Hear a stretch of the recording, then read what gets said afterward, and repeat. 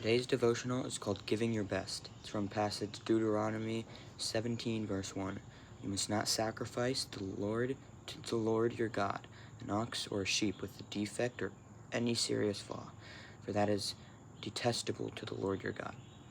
God's love moved him to sacrifice that which meant the most to him, his only Son. Our response, if we truly understand his love for us, is the desire to give back to God that which means the most to us. The Old Testament reveals that God set forth high standards for the sacrifices he required of his people. A worthy sacrifice had to cost the people something. As their hearts shifted away from God, the people began struggling to give God costly offerings. They would bring blind, lame, and sick animals, assuming God could not tell the difference. God saw what they were doing and declared their offerings to be in vain.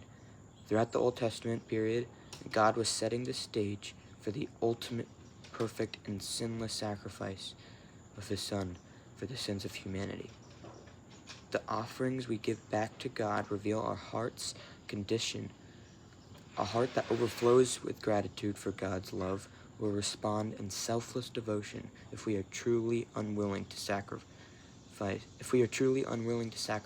our time, our possessions, our money, our energy.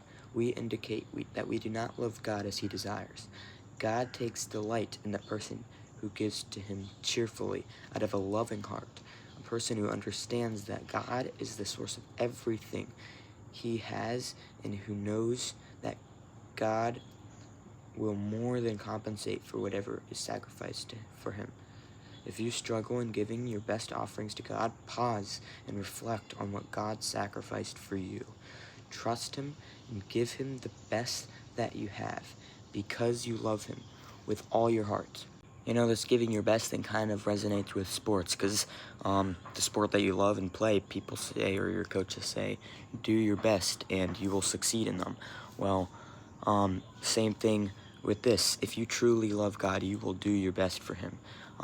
You will take time and effort out of your life just to spend time and growing closer in relationship with God. If you've been struggling to give up things for God, just examine your heart. Remember that Christ came 2,000 years ago. God sent him down. He died. He was brutally murdered, spit on, whipped, crushed in spirit. And he rose on the third day, said if we believe in him, we can have eternal life. And he loves you so much.